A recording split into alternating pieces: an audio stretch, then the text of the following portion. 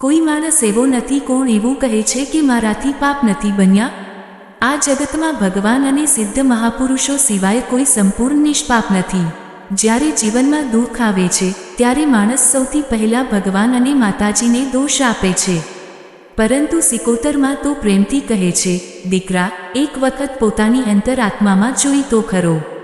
તું કેટલાને દુઃખ આપ્યા છે, કેટલાના દિલ તોડ્યા છે, કેટલા માતા પિતાને રડાવ્યા છે. માણસ દુનિયામાં સુખ શોધે છે, પરંતુ સાચું સુખ તો ભક્તિમાં છે. સિકોતરમાં કહે છે, મને મોટા દાન, ચાંદી સોના કે દેખાવ નથી જોઈએ. મને તો ફક્ત મારા દીકરાનો સાચો વિશ્વાસ જોઈએ. જો કોઈને કંઈ પણ ન આવડતું હોય તો પણ રોજ થોડો સમય ભગવાનનું નામ લઈ લેવું જોઈએ. એકવાર દિલથી સિકોતરમાનને યાદ કરીને બોલજો, હે માં, હવે તું જ મારી સાથે રહેજે. સિકોતરમાં પોતાના ભક્તોને ક્યારેય એકલા નથી છોડતી. સમય ભલે કઠિન આવે, પરંતુ જે ભક્ત વિશ્વાસ રાખે છે તેને માં હંમેશા હિંમત આપે છે.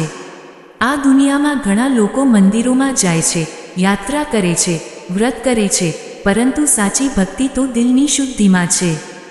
જેના દિલમાં પ્રેમ, દયા અને વિશ્વાસ હોય ત્યાં માતાજી પોતે વસે છે. સિકોતરમાં કહે છે, જો તું સાચા દિલથી ભક્તિ કરશે તો હું તારા જીવનમાં શાંતિ અને સુખ જરૂર લાવીશ. ભક્તિનો માર્ગ સહેલો નથી. ક્યારેક પરીક્ષા આવશે, ક્યારેક મુશ્કેલીઓ આવશે, પરંતુ જે વ્યક્તિ વિશ્વાસ રાખે છે તે ક્યારેય હારતો નથી. એક વાત હંમેશા યાદ રાખજો, સિકોતરમાં ક્યારેય પોતાના ભક્તોને ભૂલતી નથી. સમય આવે ત્યારે માં એવો આશીર્વાદ આપે છે કે જીવન બદલાઈ જાય. આથી દુઃખમાં પણ વિશ્વાસ રાખજો, સુખમાં પણ માતાજીને યાદ રાખજો અને હંમેશા સારા કર્મ કરવાનો પ્રયત્ન કરજો. જય સિકોતરમાં.